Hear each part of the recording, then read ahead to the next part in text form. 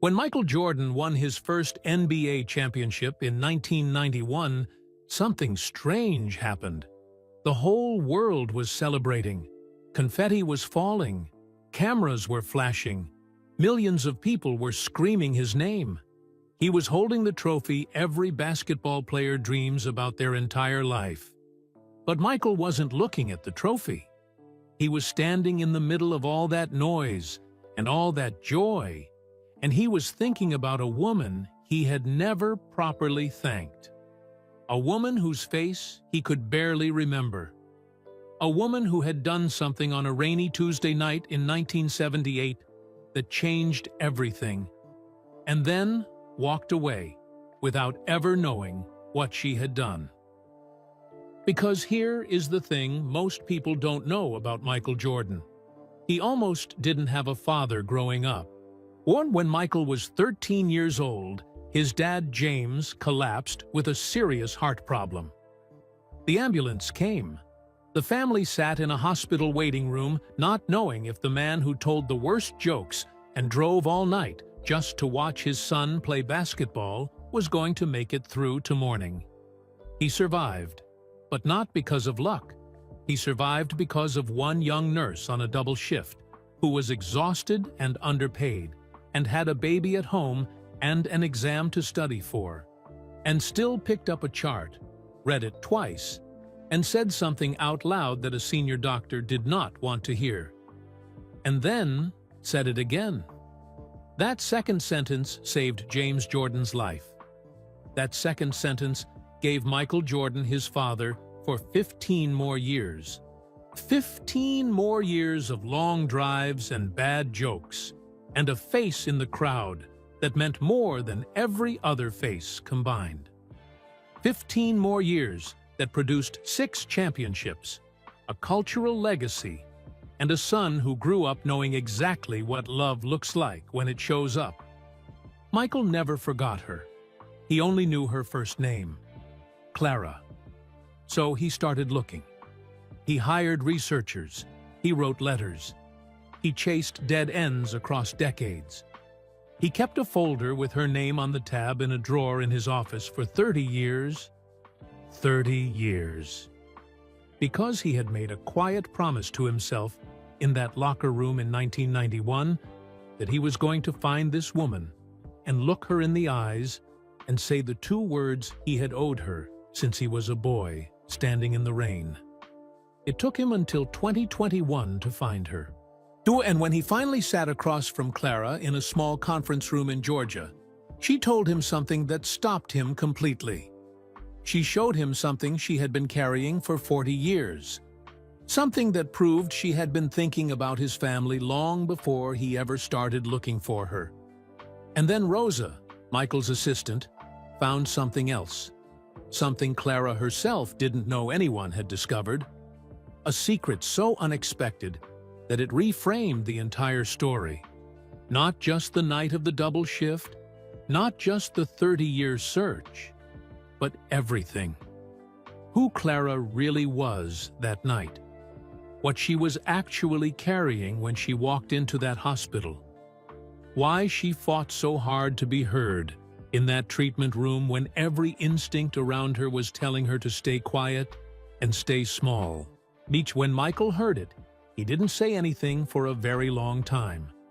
And when he finally spoke, he wasn't talking to Clara anymore.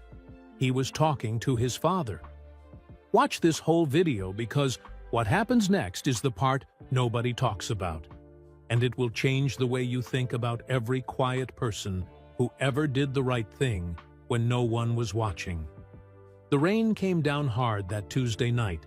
The kind of rain that soaks through a jacket in 30 seconds flat and turns dirt roads into small rivers. 13-year-old Michael Jordan stood on the porch of Wilmington Hospital and watched the parking lot fill with water and tried very hard not to think about what was happening inside. He counted the raindrops instead. Then he counted the cars. Then he counted the lights in the windows of the building across the street. And he had always been good at focusing on one thing. His father said it was his greatest gift, and also, sometimes, his greatest stubbornness. Right now, he was using it to keep from falling apart on a hospital porch in the rain. His jacket was soaked through. He hadn't noticed until just now. 40 minutes ago, he had been at the kitchen table doing math homework. The problems were hard, and he was annoyed about them. He remembered thinking he would rather be outside shooting free throws, even in the cold. He would have traded anything in that moment to be bored and dry and doing math homework again.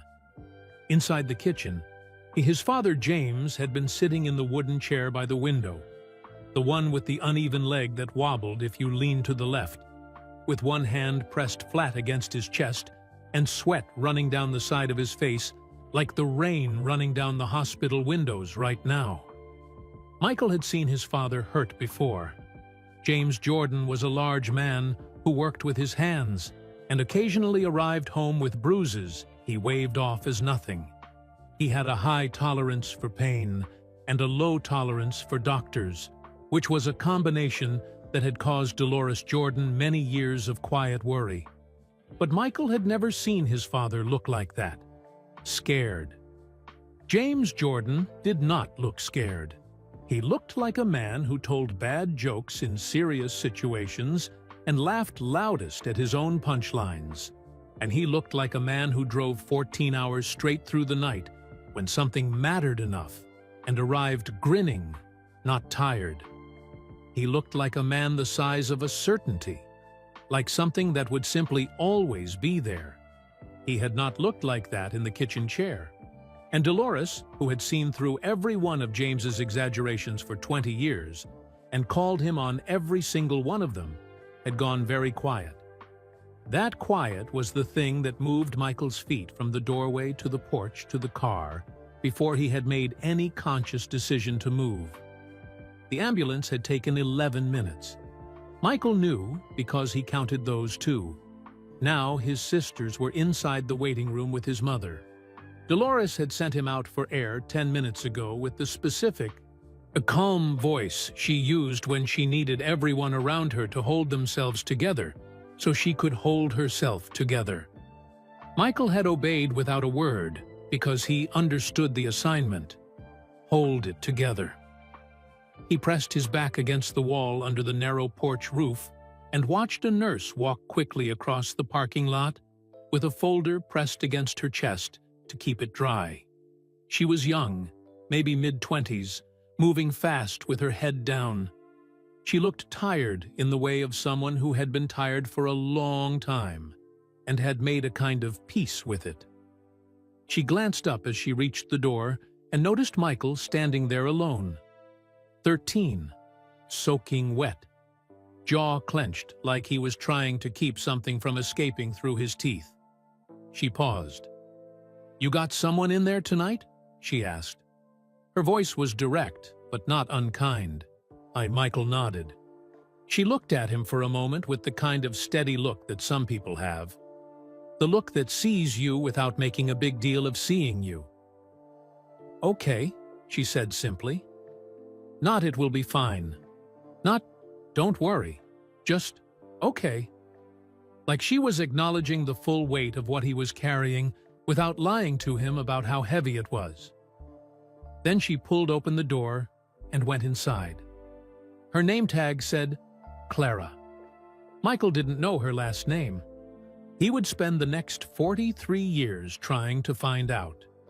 Inside that building, in the next 20 minutes, Clara Sims would walk into the treatment room, pick up James Jordan's chart, read it twice, and notice something that the attending physician had not caught. She would say something. He would dismiss her. She would say it again.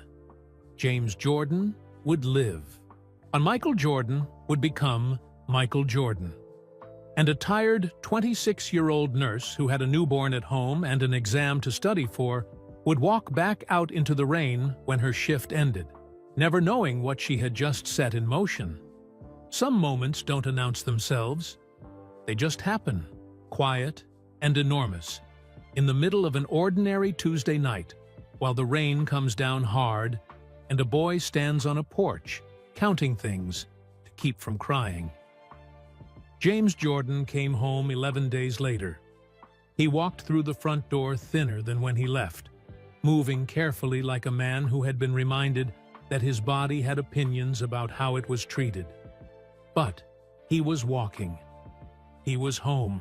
And within 4 minutes of sitting down in his kitchen chair, the one with the wobbling leg, he had already made a joke so terrible that Dolores covered her face with a dish towel, and Michael laughed in the helpless, relieved way that is not really about the joke at all. Everything went back to normal. That is what families do after a close call. They return to normal with a ferocity that looks, from the outside, like forgetting. It isn't forgetting. It is the opposite of forgetting. It is holding something so tightly that you cover it completely with ordinary life. Meals and homework, and bad jokes and Saturday mornings. Because ordinary life is the very thing you were afraid of losing. Michael went back to school, back to basketball practice, back to the math homework he still found difficult and still resented. Where James went back to work gradually, slower than he wanted to, faster than Dolores thought was wise. They argued about it affectionately for 3 weeks, but Dolores remembered. The morning after James came home, she sat at the kitchen table with a pen and a card she had bought from the pharmacy, plain, cream-colored, with a small blue border. She wrote carefully, in her best handwriting, because the words deserved that. To the nurse named Clara, "We were told you saved my husband's life on the night of October 14th. We don't have the words big enough for what that means to our family. But we want you to know that we know. And we are grateful in a way that doesn't fit on a card. God bless you." The Jordan family. She called the hospital and asked to leave a message for a nurse named Clara from the night shift. The woman on the phone was polite and said she would pass it along. She called again 4 days later. A different person answered. She was told, apologetically, that they couldn't confirm employee information. Dolores mailed the card to the hospital's general address with attention. Night shift nurse. Clara written carefully on the envelope. She never heard back. The card sat in a mail sorting room or a front desk inbox, or perhaps a break room table, and was eventually moved, and then misplaced, and then gone. The way small things go when systems are not built to carry them. Clara Sims never received it. She had already left. By the time Dolores's card arrived, Clara had accepted a position at a hospital 2 counties over. She had passed her certification exam, the one she had been studying for on the night of the double shift. She had moved into a small apartment closer to the new job. She had packed up the pieces of her Wilmington life efficiently and practically, the way a young woman alone does when forward is the only useful direction. She left no forwarding address with the hospital. Why would she? She was 26 and moving toward something. She wasn't thinking about what she was leaving behind. She wasn't thinking about James Jordan's chart. She was thinking about her son, Derek, who was 14 months old and had just taken his first unsteady steps across the apartment floor the weekend before.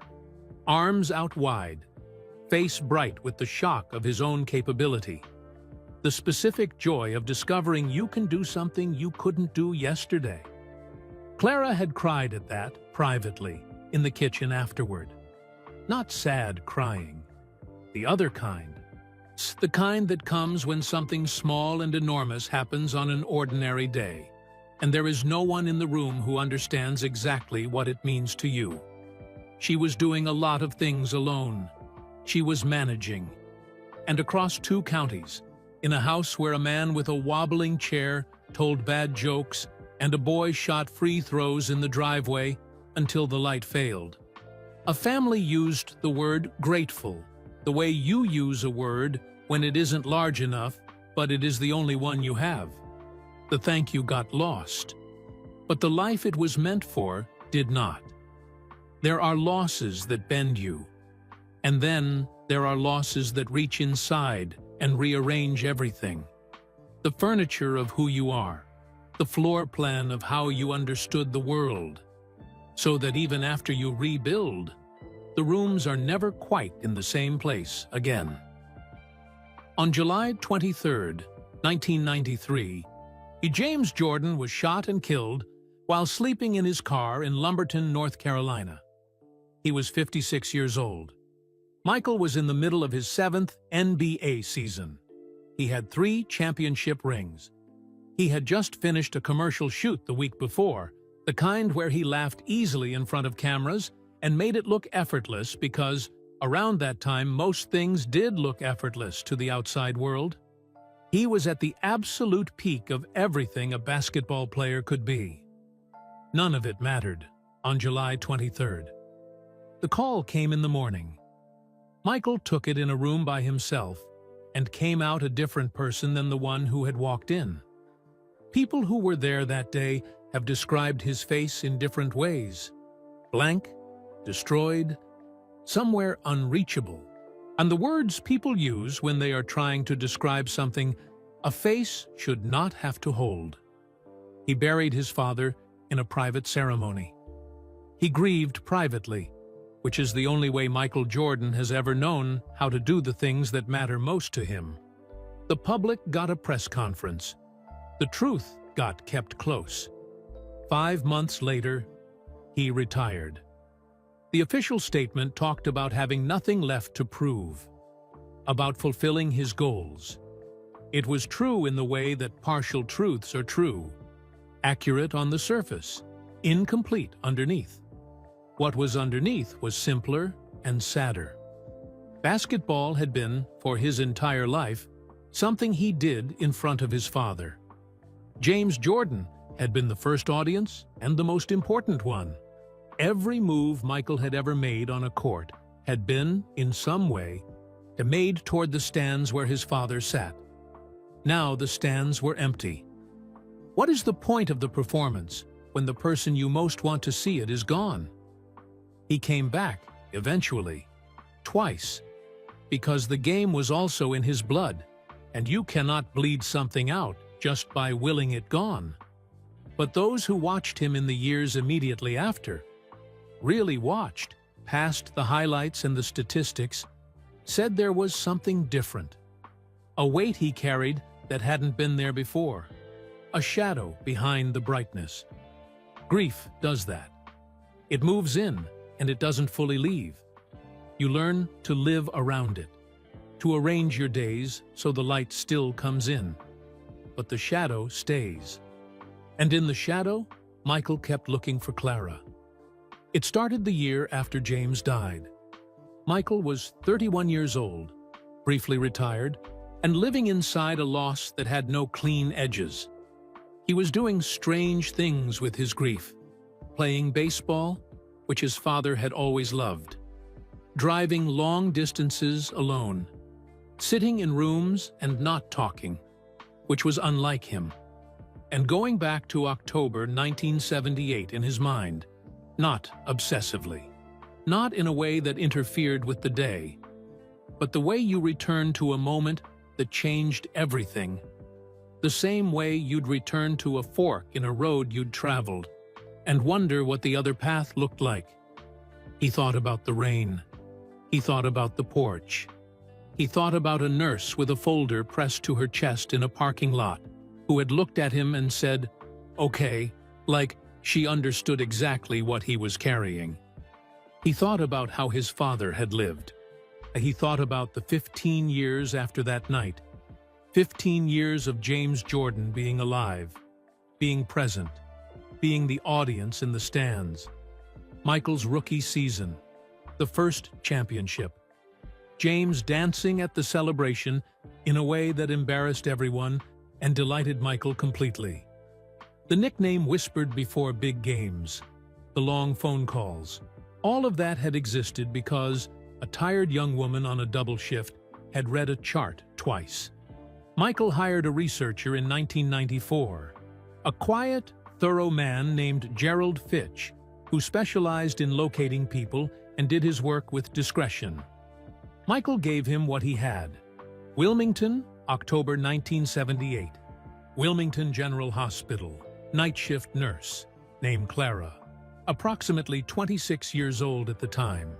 Sir Gerald came back 6 weeks later with a list of 6 women named Clara who had worked at that hospital during that window. He had found them through nursing registry records, hospital directories from the period, and one old staff photograph in a local newspaper archive. Michael wrote 6 personal letters, not form letters. Real ones, in his own handwriting, which cost him something because writing that honestly to strangers did not come naturally. He explained who he was, though most people knew who he was, and what he was looking for, and why. He asked each woman simply, "Were you there that night? Do you remember?" 3 letters came back undeliverable. One woman's family wrote to say she had passed away in 1989. Another woman responded graciously. She's saying she remembered the Jordan family from that period, but was certain she had not been the nurse on that particular shift. The 6th letter disappeared into silence. Gerald ran further searches. He found no other Claras matching the description in the relevant records.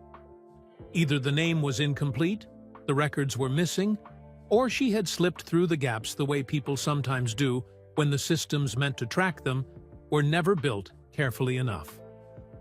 The trail went cold in 1995. Gerald gave Michael his final report and apologized with the professional restraint of a man who took dead ends personally. Michael thanked him, paid him, and put the paperwork in a folder. He labeled it simply, Clara. He put it in a drawer in his home office, behind other files, not hidden, but not prominent. And the way you store something you are not ready to let go of and not ready to finish. He left it there for 9 years, but he never threw it away, because James Jordan had not raised a son who gave up on the things that mattered. He had raised the opposite of that. While Michael Jordan kept a folder in a drawer, Clara Sims kept living. That is the thing about people who change the course of other people's lives without knowing it. They don't get a notification. There is no moment where the sky shifts or a feeling arrives to mark what they have done.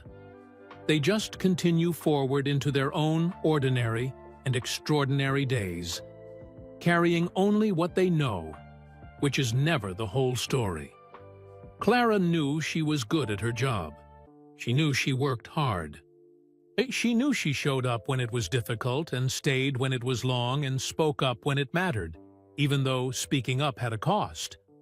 Especially in 1978. Especially as a young black woman in a hospital hierarchy that was not designed with her authority in mind. She knew what it had taken to say that sentence twice in that treatment room. She had felt the attending physician's irritation like a hand pressed flat against her sternum. She had said it anyway. But she didn't think of this as heroism. She thought of it as the job done correctly. The minimum requirement of being the person standing in that room with that chart in her hands. She moved forward. 2 counties over became Atlanta in 1987, when she followed a job opportunity that was also, quietly, a fresh start. She had spent a decade building herself up from that small Wilmington apartment. Night classes, certifications, promotions that came slowly, and then faster once people understood she was not going anywhere and not going to be quiet about what needed fixing. She had raised Derek largely alone through those years, which is a sentence that contains an entire world inside it. The 5 a.m. mornings before daycare. The impossibility of sick days. The mental calculation that never fully turned off. Money, time, backup plans for the backup plans. Derek's first teacher conference, which she attended in her scrubs because there had been no time to change. His first basketball game, which she missed because of a shift she could not swap, and sat in her car afterward for 10 minutes, feeling the specific guilt that working mothers carry like a second skeleton. Derek grew up knowing his mother worked hard and why. He grew up knowing that doing your job correctly was not optional. It was the floor. He grew up watching Clara speak up in rooms where she was the most junior or the most overlooked person present, and then watching her be right, and watching the room slowly recalibrate around her rightness. He became a high school basketball coach. He told people it was because he loved the game. That was true. What was also true, though he would not have used these words himself, was that he had spent his entire childhood watching someone do difficult things with steadiness and care, and he wanted to pass that on to young people in the only language he knew fluently. And his mother had taught him that without teaching it, just by doing it.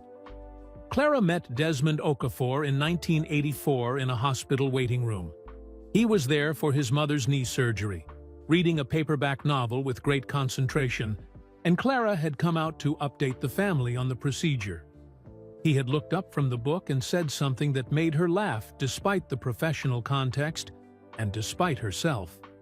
She had thought, walking back down the corridor, "That one is paying attention." They married in 1985. He moved to Atlanta with her in 1987 without complaint, found work as a structural engineer, and became the kind of husband who made difficult things feel lighter without minimizing them. He learned quickly that Clara did not want to be rescued. She wanted to be accompanied. He was good at that. Their daughter Imani arrived in 1988, small and opinionated from the very first week, with Clara's eyes and Desmond's stubbornness arranged in a combination that was entirely her own. Clara rose through the ranks at Morrow General Hospital the way water rises, steadily, without drama, finding every available level. Charge nurse by 1991, nursing supervisor by 1996, director of nursing by 2003, a title she held for 16 years and wore without ceremony, but with absolute seriousness. She trained hundreds of nurses. She told every single one of them the same thing, in different words, at different moments, tailored to whatever situation had just revealed itself as a teaching opportunity. Check your facts. Trust your gut. Say it twice if you have to. The patient cannot speak for themselves. That is why you are there.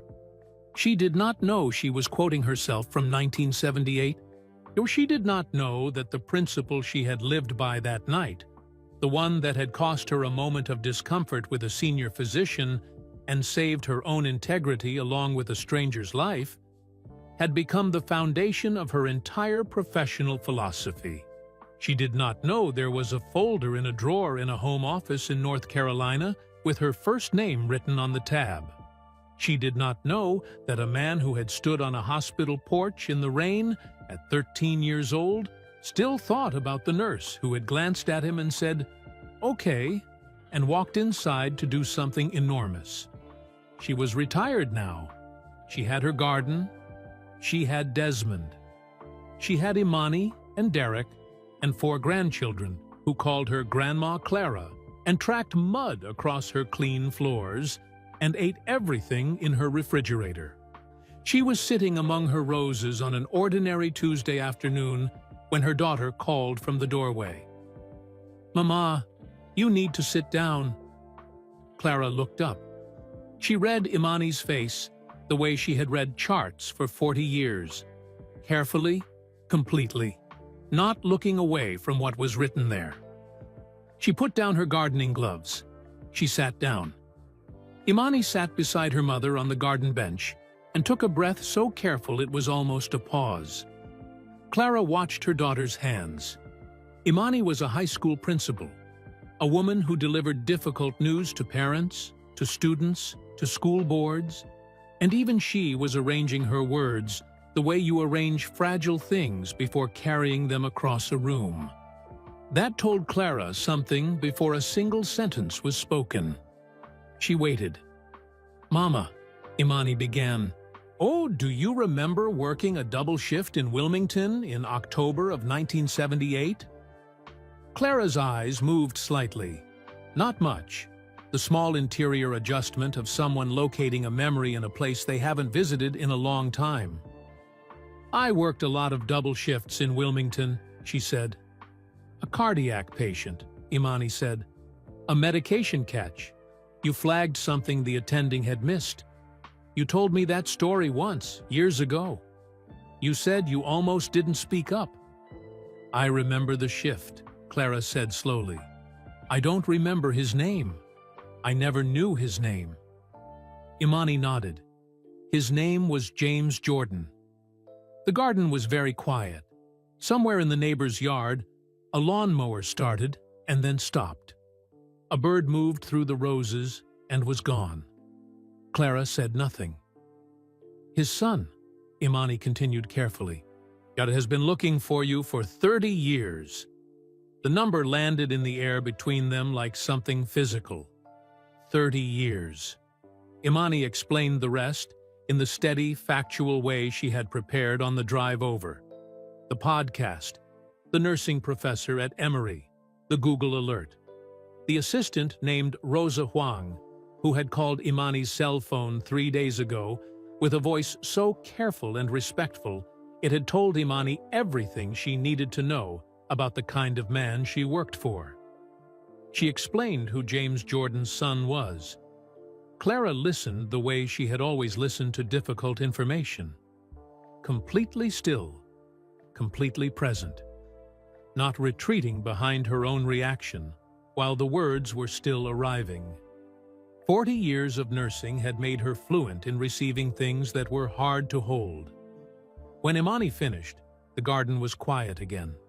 Clara looked at her hands in her lap, the gardening gloves on the bench beside her, the roses she had been tending when the world had suddenly rearranged itself around her without any warning. He made it, she said softly. Not, that's Michael Jordan. Not 30 years, goodness. Not even the tears that were already pressing quietly behind her eyes. Just that. The first thing. The only thing that had ever actually mattered about that night. He made it. Imani's own eyes filled. She reached over and covered her mother's hands with hers. He made it, Mama, she said. And his son has 3 championship rings and a folder with your first name written on it that he has carried around for 3 decades because he needed you to know that. Clara pressed her lips together, nodded once.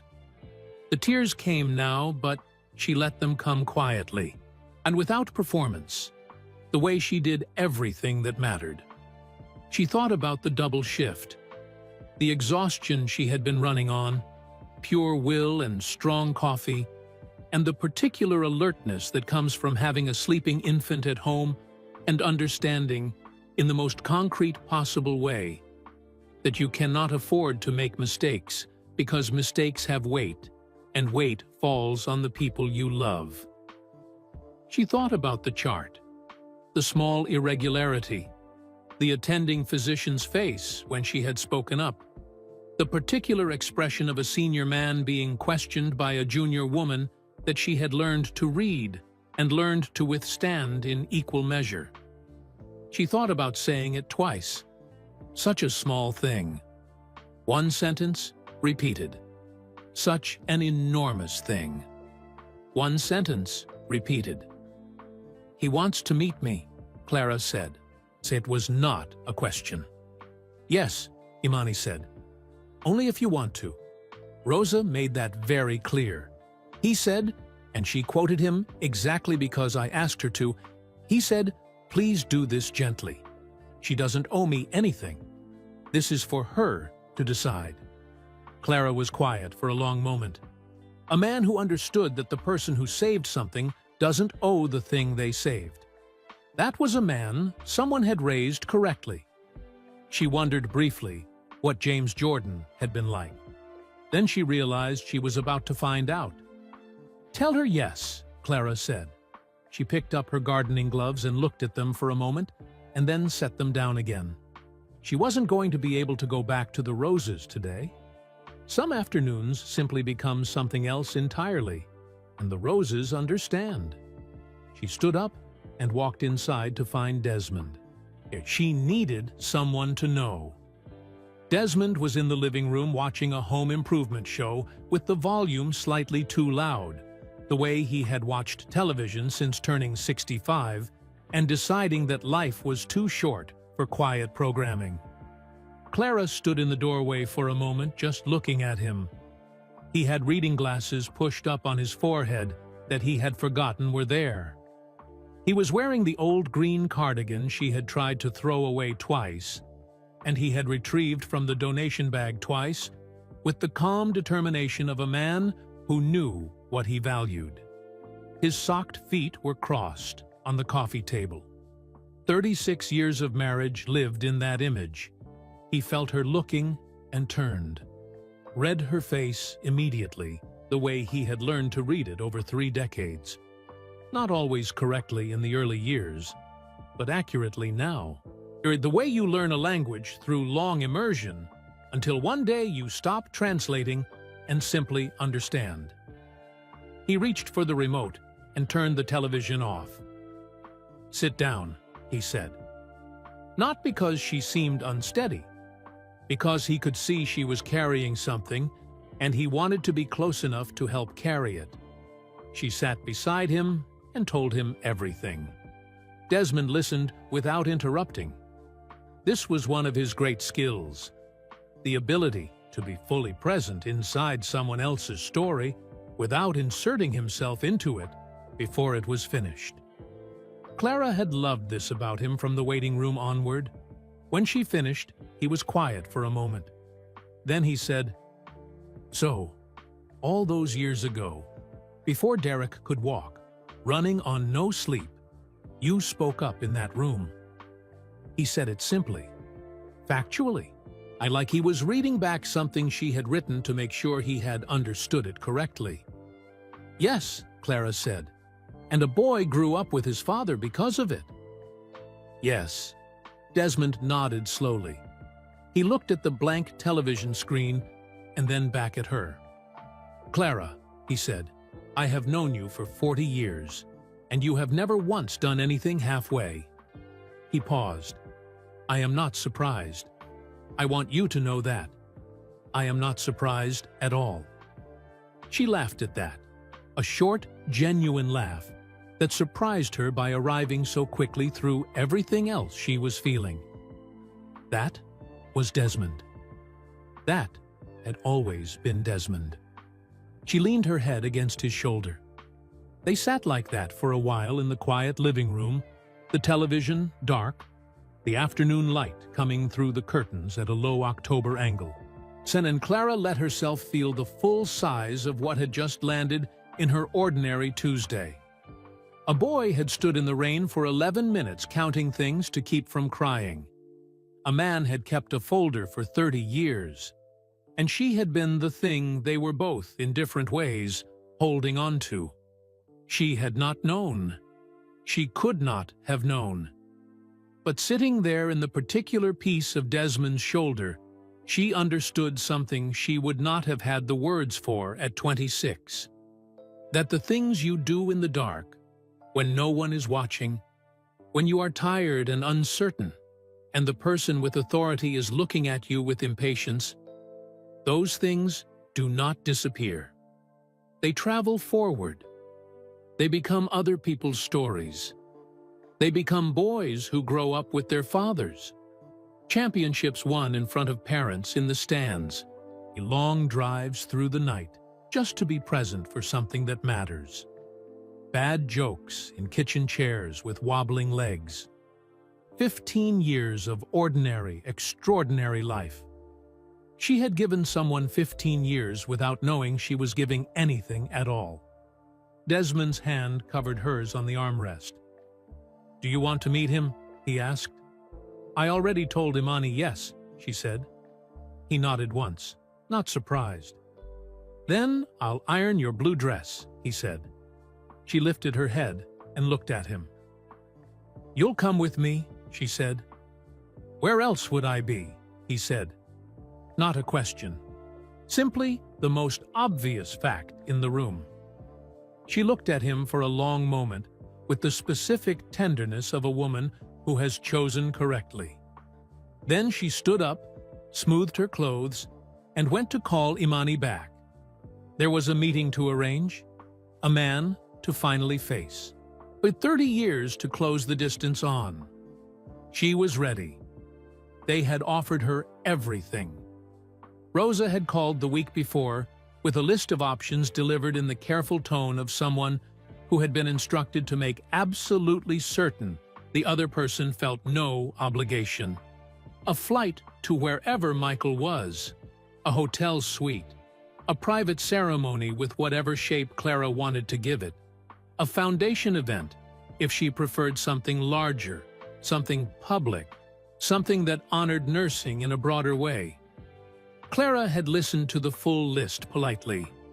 Then she said, "I'd like to meet him at Morrow General, the hospital where I worked."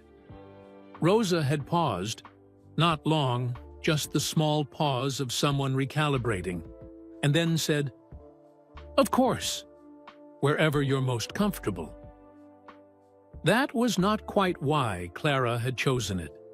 She had chosen it because it was honest, because 20 years of her life lived in those corridors, because the woman Michael Jordan was coming to meet had not been formed on a single night in 1978, but across 40 years of shifts and decisions and students and moments that no one would ever make a podcast about. She wanted to meet him where that woman actually lived, not in a hotel suite that belonged to no one.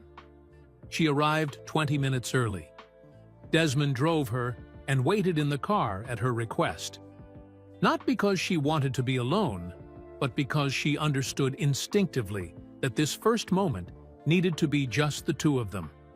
Some meetings have a specific gravity that too many bodies in the room will disturb.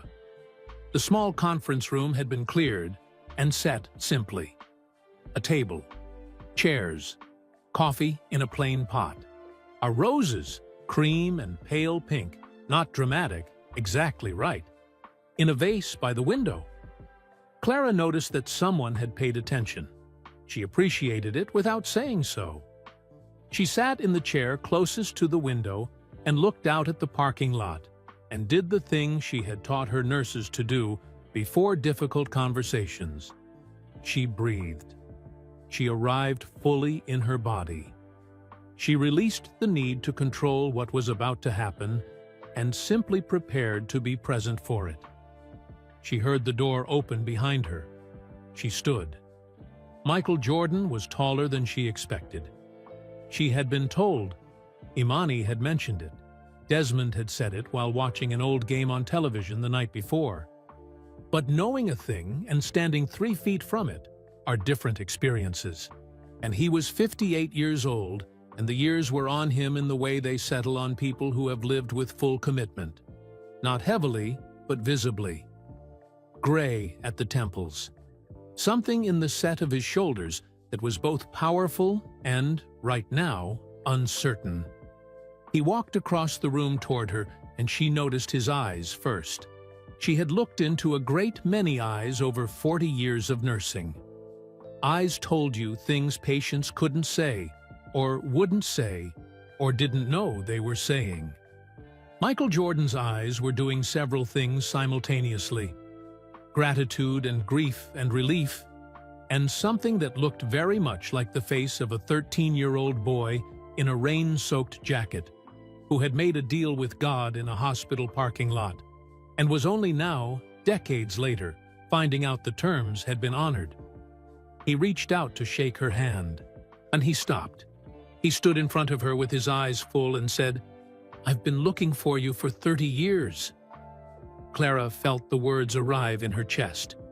She pressed her lips together and nodded once. "I heard," she said. "I don't—" He stopped, cleared his throat, started again. "I don't know how to say what I need to say. I've thought about it for years, and I still don't know how." Clara looked at him steadily. A man standing in front of her with the full weight of 30 years, and a grief that had never entirely closed, and words that kept failing him. She recognized this. Not Michael Jordan specifically, the human being specifically. And she had seen this in waiting rooms and corridors and beside hospital beds more times than she could count. The moment when someone has something enormous to express, and the language available to them is simply not large enough for it. She knew what to do. "Then don't say it," she said. "Sit down, let's talk." Something in his shoulders released. They sat across from each other at the small table, and for a moment neither of them spoke, and it was not an uncomfortable silence. It was the silence of two people who have arrived somewhere significant and are taking a breath before they begin. Michael talked first. He told her about James. Not the famous version. Not the father of a legend version that appeared in documentaries with swelling music underneath. He told her the private version, the wobbling kitchen chair, with the terrible barbecue jokes. The nickname he used that Michael was not going to repeat to anyone, but that Clara could see meant everything by the way his voice changed shape around the space where the word would have been. He told her about the long drives. James arriving just before tip-off, having driven through the night, grinning like a man who had done nothing unusual.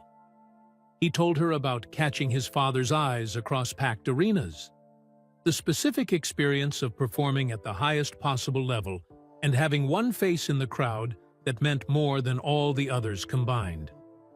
"He was there for everything," Michael said, "every single thing that mattered, because of you." Clara shook her head gently. "Because of him. He fought hard that night." "Because of you," Michael said again. Not arguing, certain. "See, he would have been given the wrong medication in 20 minutes if you hadn't spoken up. The attending didn't want to hear it." "No," Clara agreed quietly. "He didn't." "But you said it again." "I did." The question arrived in his eyes before it arrived in his voice. "Why?" he asked.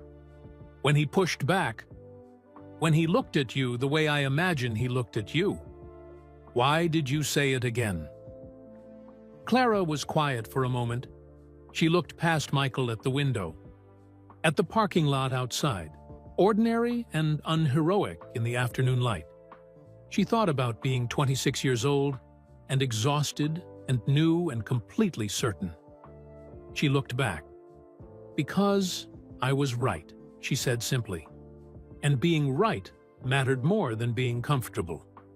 She paused. "That is what I told every nurse I ever trained. Check your facts. Trust your gut. I'd say it twice if you have to. The patient cannot speak for themselves. That is why you are there." Michael absorbed this slowly. A tear made it down his face, and he did not wipe it away, which told Clara something about the kind of man he was. Someone who had made peace with being seen. "My father would have loved you," he said. Clara smiled then, a real one, full and unhurried. "Tell me what he was like," she said. "Not what I've read, what he was actually like." And Michael Jordan, who had spent 30 years preparing a thank you, leaned forward in his chair and began to give Clara Sims the only gift that was truly large enough. He gave her James. They talked for 2 hours. And Michael talked about James the way you talk about someone when the grief has aged long enough to become something you can hold without it holding you. With warmth and specific detail and occasional laughter that arrived unexpectedly and was welcomed when it came. He talked about the way James ate breakfast, loudly, enthusiastically, like every meal was the best one he'd ever had. He talked about the handshake James had invented specifically for Michael when he was 9 years old. A long, elaborate sequence of grips and snaps that took 3 weeks to learn, and that Michael had never done with anyone else.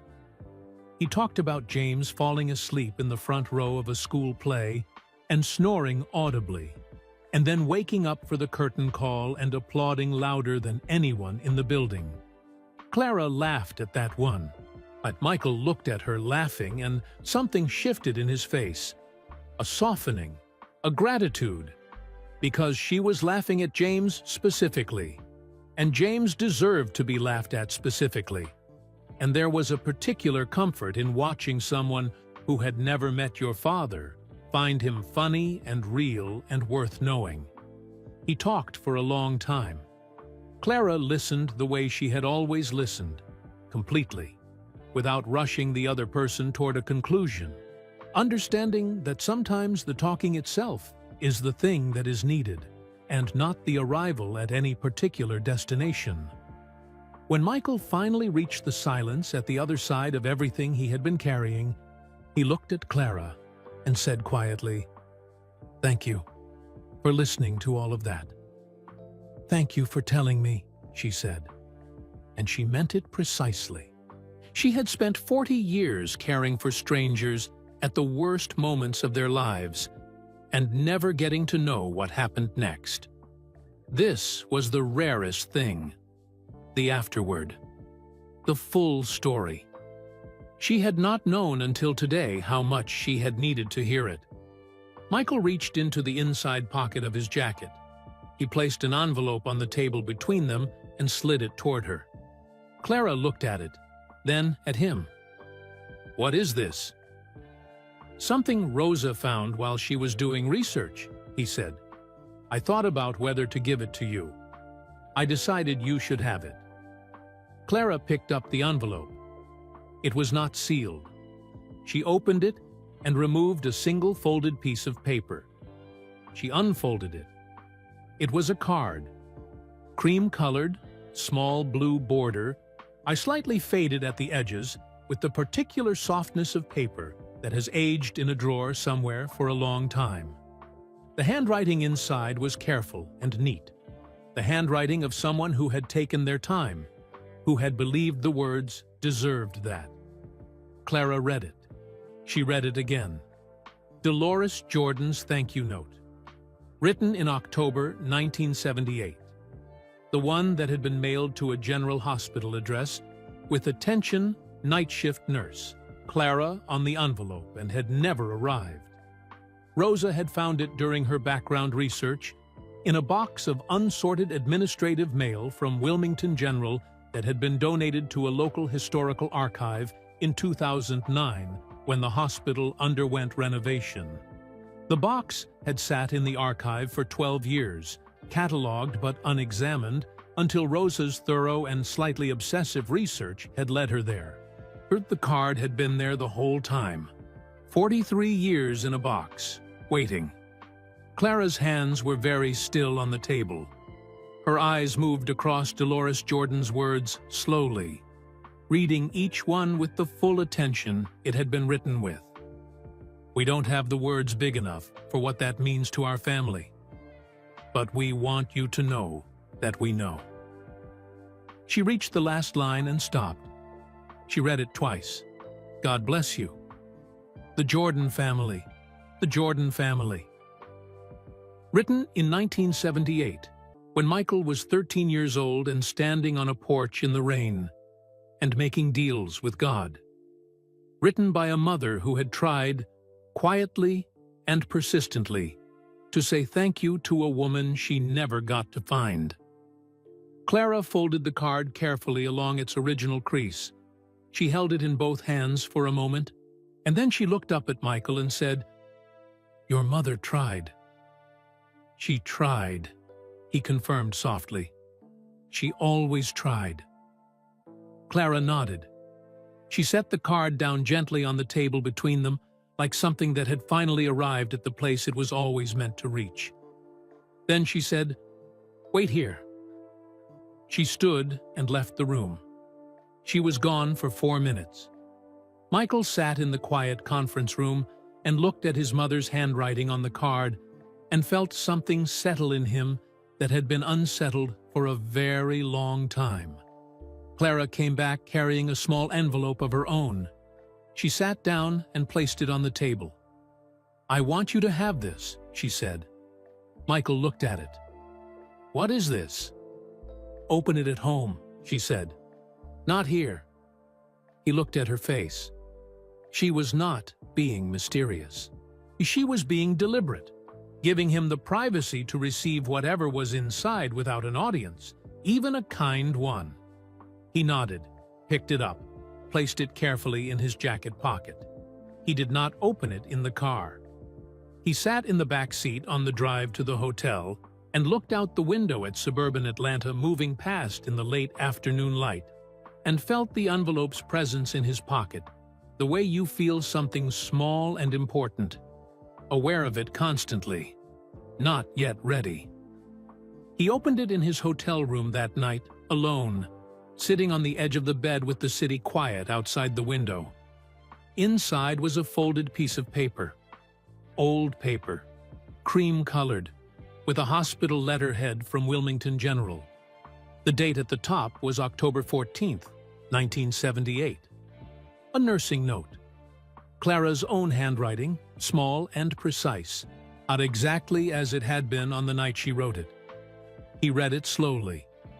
The clinical language, the careful record of what she had observed, what she had said, what had been adjusted, what the outcome had been. Patient stable. Outcome positive.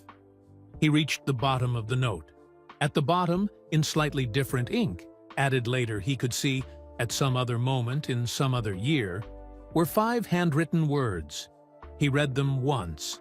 He read them again. He sat with them for a long time in the quiet hotel room. "I hope you found your way," she had wondered.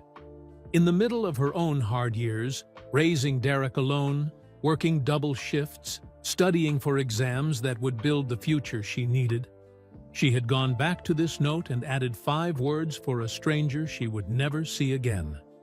She had hoped for him, for James, for a man whose name she hadn't known, whose family she had never met, whose outcome she had carried quietly as an open question for decades. Michael set the paper down on the bed beside him very carefully. He had come to give Clara Sims a thank you, 30 years in the making. He had not expected her to give him something back. He had not expected to discover that she had been hoping for his father all along. 3 weeks after the meeting, Rosa called at 7 in the morning. Michael was already awake. He had been waking early since the meeting. Not with anxiety exactly, but with a kind of heightened aliveness, like something that had been sealed for a long time had been opened, and fresh air was moving through rooms that had been closed for decades. He picked up on the first ring. Rosa's voice was careful in the specific way it got careful when she had something significant to deliver, and was measuring exactly how to carry it across the distance between knowing and telling. "I need to tell you something," she said, "about Clara, about her family." Michael's chest tightened involuntarily. "Is she all right?" "She's fine," Rosa said quickly. "She's completely fine. This is something else." A pause so brief, it was almost not a pause. "I found something while I was completing the background research, a detail I didn't notice until after the meeting because I wasn't looking for it then. I was looking for Clara. I wasn't looking for this." "Tell me," Michael said. Rosa had been going through local newspaper archives from Wilmington in the weeks following the meeting. Standard background work. The kind of thorough closing of files she always did after a search concluded. Tying the loose ends. Making sure the folder that had been open for 30 years was properly and completely closed. She had found a small community interest piece in the Wilmington Courier from November 1978. 3 weeks after the night of the double shift. A brief article about a fundraising dinner for Wilmington General Hospital. The kind of article that small local papers ran regularly in that era. A photograph, a caption, a paragraph about community generosity and institutional gratitude. In the photograph, doctors, administrators, a handful of nurses. One of them identified in the caption as Clara Sims, RN. Rosa had almost moved past it. She had found Clara. The search was done. This was just confirmation. But she had looked at the full caption.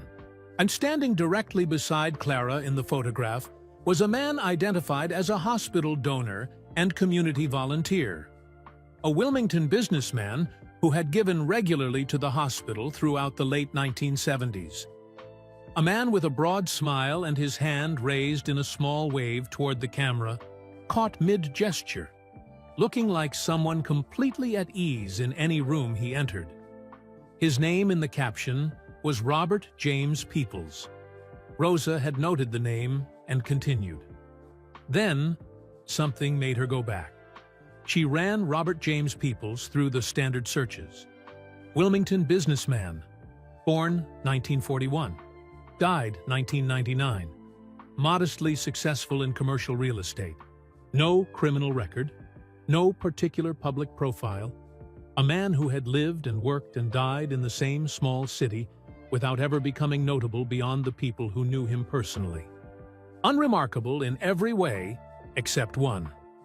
In the Wilmington County birth records from 1977, Rosa had found a filing she almost missed, a record she had to request specifically through the archive because it was older than the digitized database and existed only as a physical document that had been scanned imperfectly and filed under a slightly misspelled name. A child born March 17, 1977. Mother listed as Clara Ann Sims. Father listed, after a legal amendment filed several months after the birth, as Robert James Peoples. The father had never formally claimed the child. The amendment was procedural, filed for insurance and medical history purposes by Clara's attorney, not a declaration of relationship or responsibility. Robert Peoples had signed the document and then, as far as the record showed, stepped back from the situation entirely. St. Clara had raised the child alone. The child's name was Derek. Rosa let the silence sit on the phone between them for a full, careful moment. Then she said, "Michael, Clara Sims didn't just save your father's life on that shift." Michael said nothing. He was listening with his whole body. "She was 26 years old," Rosa said quietly. "She had a 7-month-old baby at home that she was raising by herself. She was working a double shift because she needed the money. She was studying for a certification exam because she needed the qualification to earn more. She was doing everything alone, at full stretch, with everything on the line." A pause. "And in the middle of all of that," Rosa said, "exhausted and underpaid, and carrying more than anyone should have to carry alone." She picked up a chart and read it twice. She spoke up to a man who didn't want to hear it. She said it again when he pushed back. The city outside Michael's hotel window was beginning its morning. Distant traffic. A siren somewhere far away. The ordinary, unstoppable forward movement of the world. "She wasn't just doing her job," Rosa said. "She was doing her job while surviving. And she still got it right." Michael sat on the edge of the bed, where 3 weeks ago he had read 5 handwritten words on a piece of old paper. "I hope you found your way." He thought about what it meant to write those words. To go back to a nursing note from the hardest year of your life. A year of double shifts and night classes, and a baby, and an absent father, and a future built entirely by your own hands. And to still have enough left over to hope for a stranger. To still have enough left over. "She never told me," Michael said. His voice was very quiet. "No," Rosa said. "She wouldn't. That's not why she saved him." The truth of that settled over Michael completely. She had not saved James Jordan because life was easy. She had not spoken up twice because she had reserves to spare. She had done it from the bottom of an exhausted 26-year-old's last reserves, with a baby at home and an exam to study for, and no one coming to rescue her, because it was right, and because the patient could not speak for himself, and because that was why she was there. And then she had gone home, and built a life, and trained hundreds of nurses in the same principle, without ever knowing it had already changed the world once. Michael stood up from the bed and walked to the window, and he looked at the city below. All those lives moving forward inside their own unseen difficulties, their own quiet heroisms, their own enormous things done in ordinary moments with no audience and no applause. "Rosa," he said. "Yes." "Get me Derek Peoples' number." A pause. Then, "Michael, are you sure? Clara doesn't know that we know. This is her story. Her private—" "I'm not going to tell him anything Clara hasn't already told him," Michael said.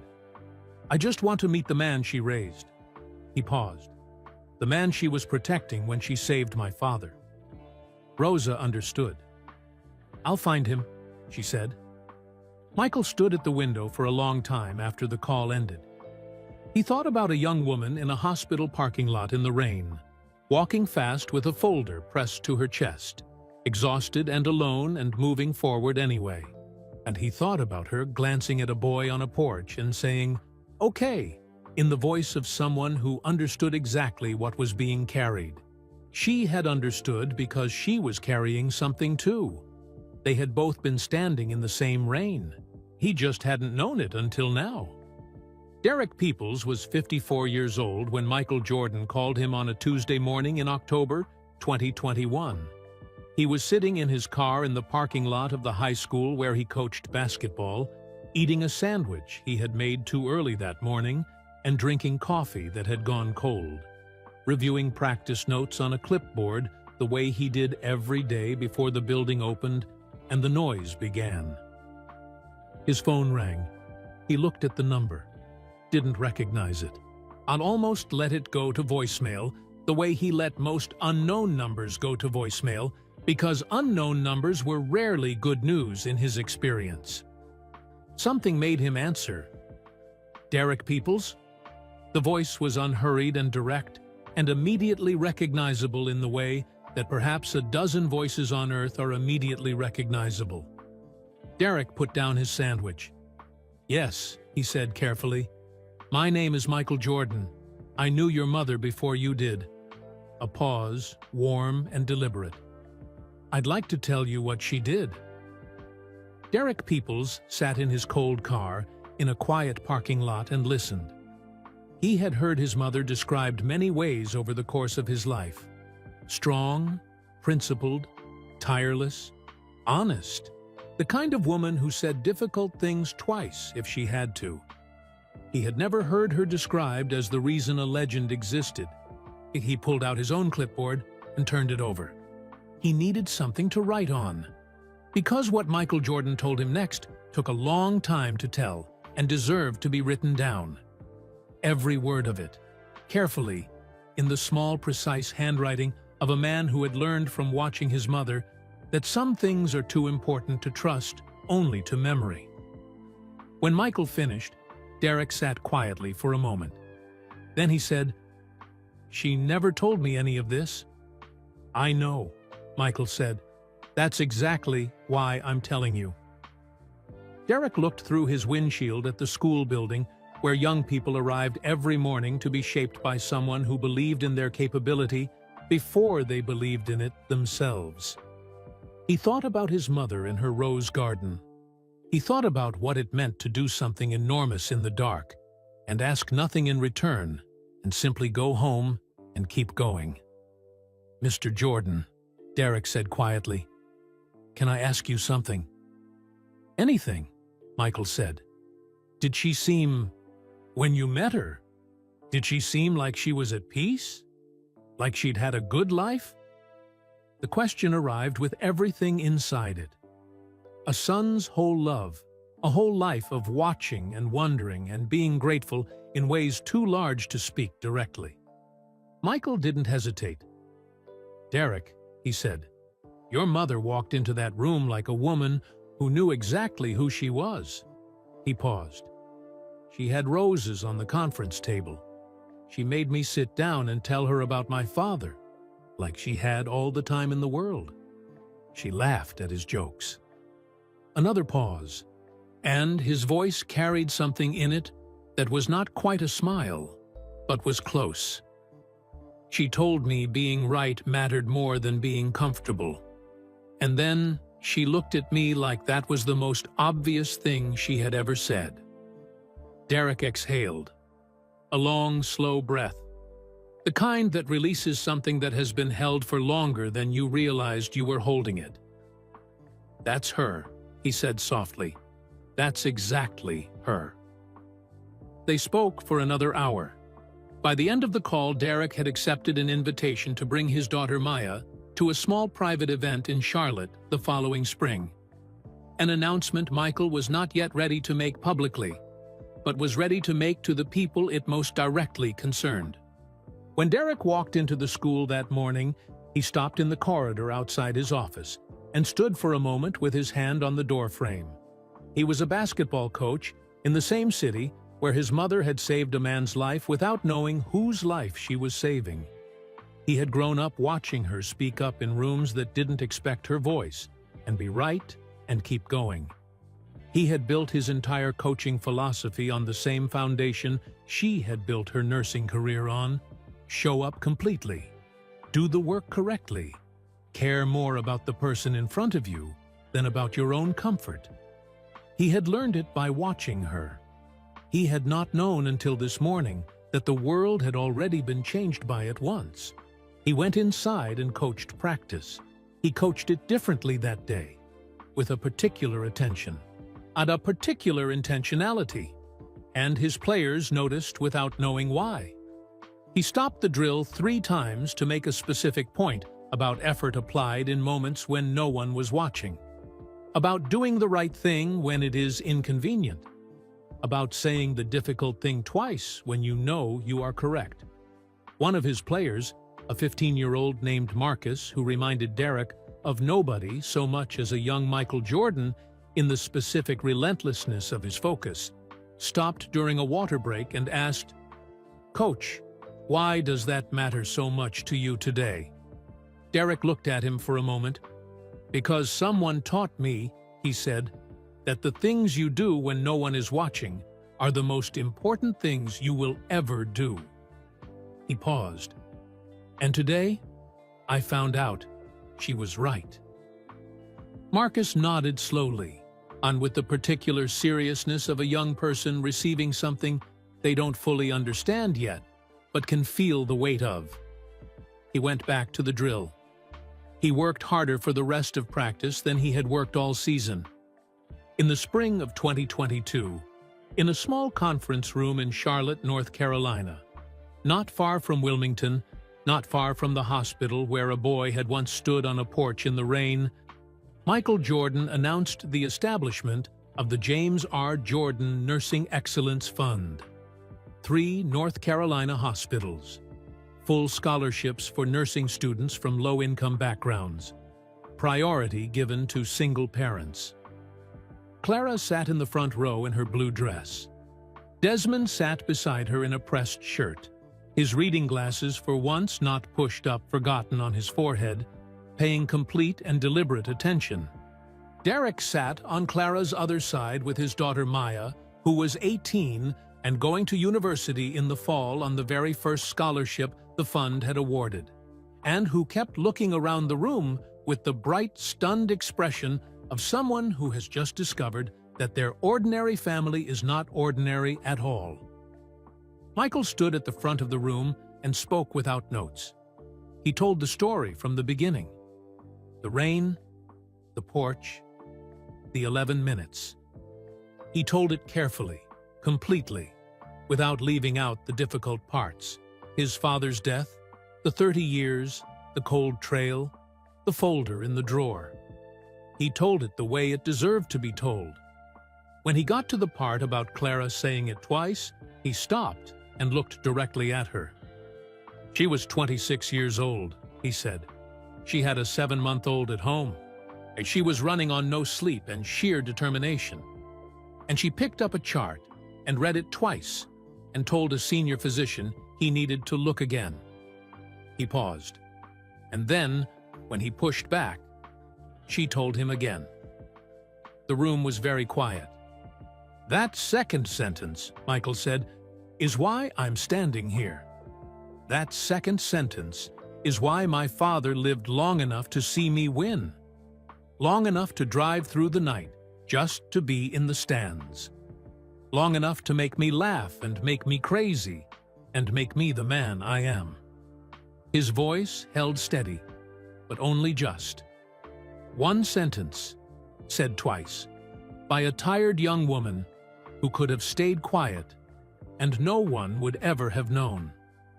He looked at Clara. "But she would have known," he said. And that was enough for her. Clara sat with her hands folded in her lap, and her chin lifted, and her eyes bright, and did not look away. "I spent 30 years trying to find her to say thank you," Michael said. "What I didn't know was that she had spent those same 30 years passing that same courage on to hundreds of other nurses who passed it on to hundreds more." He paused. The thank you was 30 years late. The impact never stopped. He reached for the glass of water on the podium and took a slow breath. "My father used to say that the most important things happen quietly," Michael said. "No cameras, no crowd, just a person doing the right thing because it is right." He smiled. A real one, full and unhurried, that reached all the way to his eyes. He was right about that. He was right about most things. Laughter moved softly through the room. "Dad," Michael said quietly, looking briefly upward in the way of someone addressing someone not present. "I found her." Clara pressed her fingers to her lips. Desmond covered her other hand with his.